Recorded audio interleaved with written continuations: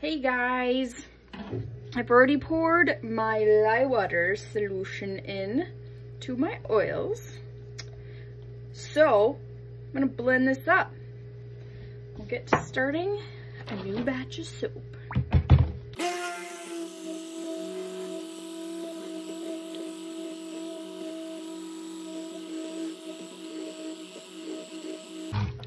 All right.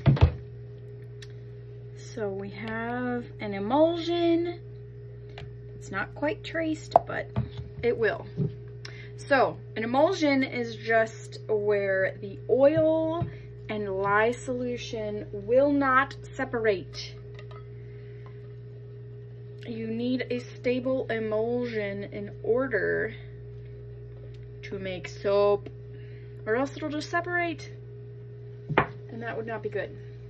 So, holy cow, does that smell good? Oh my goodness. Oh. I've never worked with this before, this fragrance oil. We'll see what it does. What is this called? This is called Dark Roast from the Midwest Fragrance Company. I also added sugared vanilla waffle cones and French Bourbon Reserve. Just a little bit of both of those, but mostly it is Dark Roast.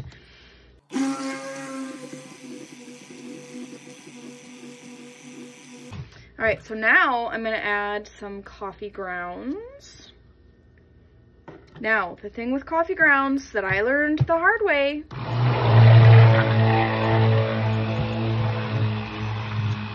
is that you want to use coffee grounds that have already been used. So you run them through, like you make your morning coffee, you set the grinds aside, and you use them after that. If you do not, they will create like a weeping effect in your finished product. I have tried this. It is legit. It does happen. So take it from me. You want grounds that have already been used. I am using some colorants that are from the earth for this particular batch. The first one I'm using is cocoa powder. Since that is really not an exfoliant, I'm going to use a full teaspoon of that. You have to also be careful because if you put a bunch of scrubby stuff in there, like coffee grounds, apricot seed powder, like the more scrubby stuff you put in, the more abrasive it is going to feel on your skin when you use it. So you just want to be aware of the fact that, you know, you don't want to put loads and loads and loads of exfoliants in there unless you really want a scrubby bar. Like some people just really want like a mechanics bar or a gardening bar or something like that. Then you'd want more, but you kind of like learn the limit of what you like and what you don't like by trying and failing. Failing is so important. I, for one, hate failing. I don't want to fail. I want to get it right, and I want to get it right the first time. But something that soap making has really taught me is, number one, I'm not perfect, and I try to be. We all do. I think we all do. Whether we're a perfectionist or not, we want to get things right. We don't want to waste money. We don't want to waste our time. But we don't realize how much we are learning from our failures. And if we don't allow ourselves to fail, it's really hard on ourselves, number one, mentally, emotionally. Like, you know, we hold ourselves to this high standard that's really not attainable. But we miss out on so much as well, because failure teaches us things that success could not possibly teach us. So that's my little heart-to-heart for the day. These are not supposed to be wildly pigmented. The fragrance oil is going to color all of this slightly, and I'm just gonna blend these a little longer, and then I'm gonna do an in the pot swirl.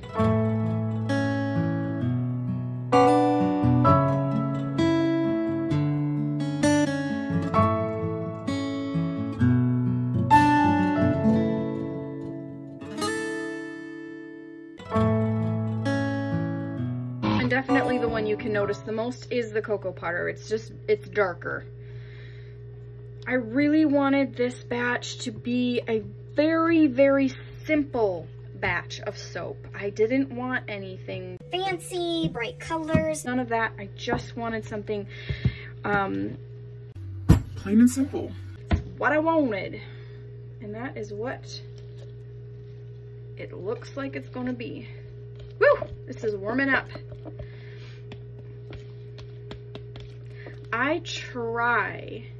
My goal is to allow all of my soap, with some exceptions, but most of the time, I try to have my soaps go through gel phase because I like the results. I like how it looks. I like that it's easier to cut faster if it's gone through gel phase. It feels harder sooner. Not that the cure is shorter. It's just after you cut it, it's not so, like, there's no squish. It's fairly solid. Yeah, and this is setting up really nice. So what I'm gonna do is I'm gonna actually do this. I'm just gonna go back and forth in this one section here. It is fairly thick, so I don't know if I'm gonna be able to maintain this.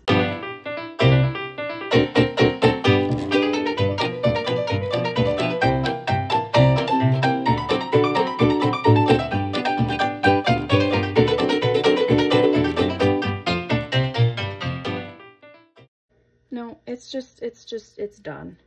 It's like, Martha, we're done. We're so done. Just pour us in. Let us go to sleep for a little while.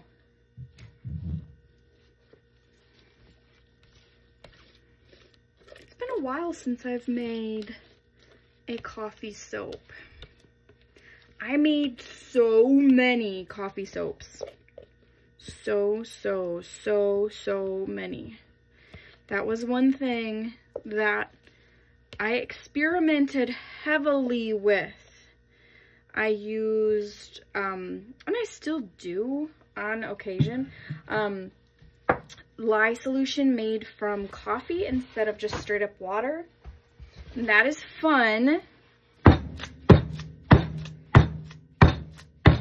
You do get a darker bar typically when you do that. And there is definitely a smell that you get when you do that. That is not always the most pleasant. It goes away. But a lot of new soap makers that I talk to, they're like, I did this coffee soap. I think I did it wrong. It smells terrible. I'm like, it's okay. It's all right. Just give it some time. Just give it some time. Because sometimes the coffee will actually get scorched in the lye solution, so it's like, boom, it stinks. But it gets better. It gets better. I think what I'm gonna try to do, ooh, look at that. I got a nice air bubble out. I'm gonna do some swirls on one side and then do like a, I don't know if I'm gonna be able to. This is too thick. I might just do swirls over the whole thing, because it's too thick to do what I was thinking. But that's okay. Soap has a mind of its own. And sometimes it's better just not to fight it and just say, okay, darling, we'll do it your way. Ooh, this is gonna be pretty though. I love it. And I love this, like right here, where those swirls kind of come up a little bit.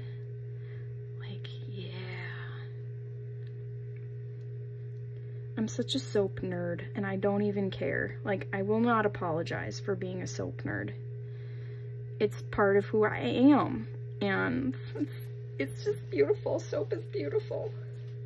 All right, I'm gonna spray this one with rubbing alcohol. I do that to attempt to not get soda ash. That is another thing with coffee soaps, especially when you do a coffee solution instead of water lye solution.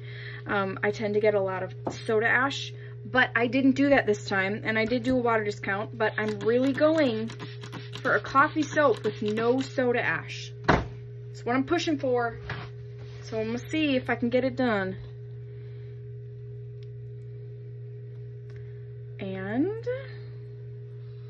one more little cleanup and we're done. And I will come back to cut this probably in about 18 hours based on how it's warming up. And I'll see you later.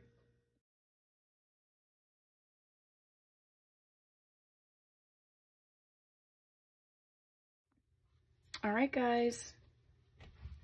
You're not ready for this. Are you ready for this? You know that beautiful creamy top with the coffee soap. It's brown. So, a couple things on this. There is a high level of vanillin, which is a chemical component in the fragrance oil that I used. This is normal, this is natural, there's nothing wrong. It will not morph back to that cream color. And also, coffee soaps, coffee fragrance oils, or soap with, look at that, it's so beautiful. They tend to turn brown, just one of those things, which is great because that's what I wanted. Like, I wanted brown soap because it's coffee. So, sometimes a newer soap maker will be like, what's the matter? I made this beautiful soap and it turned brown. Vanillin. Vanillin will do it. And also, sometimes fragrance oils will turn your soap colors even without vanillin in them. They'll turn them like a purple or like an apricot color. So it's really important. That is beautiful. And this will all turn brown too, I'm sure. I don't even know if I'll be able to see the difference from one to the other. You can already see kind of on the border, it's turning brown. So it probably will turn all this brown color uniformly. But yes, so if you are a new soap maker or an experienced soap maker and you just haven't done this, I always check the scent notes when I'm purchasing a new fragrance oil to see both the vanillin content as well as if it discolors in soap. So that just gives you an idea of what you're working with. It doesn't necessarily mean you don't want that fragrance oil, because you may want a very specific fragrance oil. And but to try to fight what it is chemically is a losing battle. There are things you can do to try to help the discoloration, but ultimately, with time, if it has vanillin in it, it's going to discolor.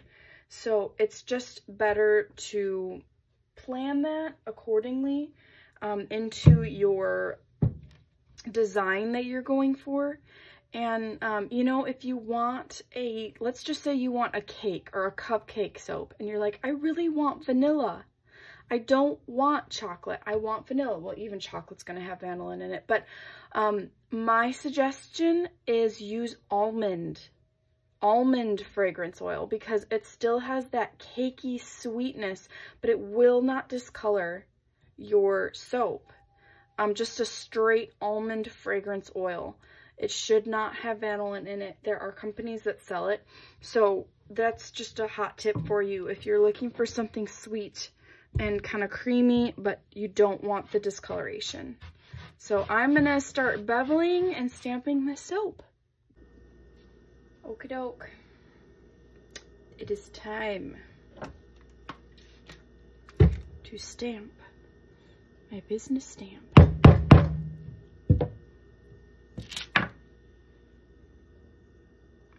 This smells so incredible. So good.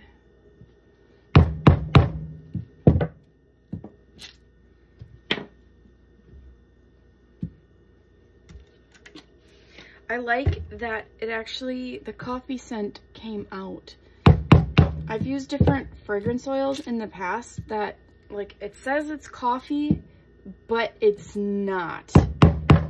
It actually smells straight up coffee, which is awesome.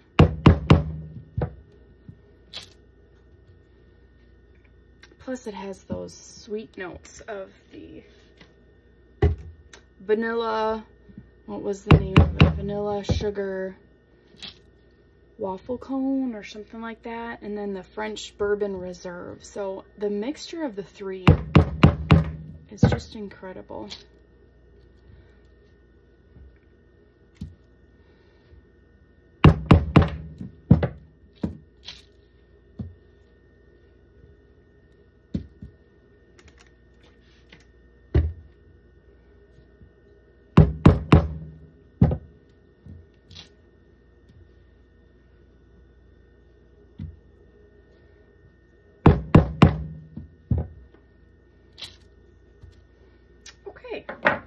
So now I'm just going to stamp really simply with my slide stamp. I get asked about this thing all of the time. It is a slide stamp. You can get it on Amazon or a similar one on Amazon. And the one that I got, coffee, is no longer available. But, I mean, there is a slide stamp. Like, you can find this at a cooking store, like a kitchen store. Or you could find it coffee, C-O-F-F-E-E. See, and I'm doing it backwards. Because I sometimes get really hard on myself because I'm like, I spelled that wrong. Or I put it in the wrong order. It was facing the wrong direction. But I'm spelling a word backwards. And not only is the word backwards, but also the letters are backwards. So, yeah. So this is a biscuit stamp. You can search for biscuit stamp or biscuit slide stamp, because that's what it is. It is a slide stamp. You slide the letters. All right, so kind of adjust that a little, make sure it's just right. C-O-F-F-E-E. Okay. And you can put it wherever you want it, as long as it's not too near the edge, because if it's really near the edge, sometimes the edge can squish. But that's the gist of that. I love it. And then next I will bevel. All right.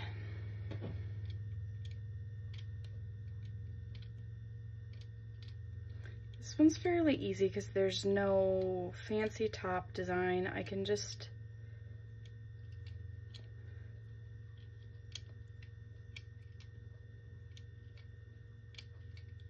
yeah, this batch is gonna go really fast with beveling. I love this. This is so beautiful. It smells wonderful. It's simple, yet it has a nice design. The contrast in colors. This will get darker, but I just love it. Who doesn't love a good coffee soap?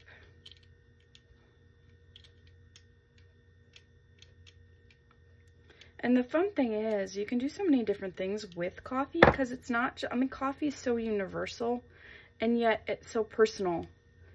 Like, is it brewed coffee? Is it a latte? Is it a frozen blended drink with a straw? Like, there's so many different ways to make a coffee soap unique, and there's so many different scents to choose from to make it have little twists and turns. Like in the fall time, it's really fun to do like a pumpkin spice coffee, because I personally don't like pumpkin spice coffee lattes.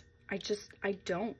I worked at a coffee shop for 5 years, and that was just never my thing, and people went crazy over them, but I just was like, I just don't get it. I'm eating pumpkin. I don't like this. But the smell is nice. I like the smell. So anyways, I'll take some fancy photos and I'll show you the end product. Thanks for following along on this batch, and I will see you in the next video.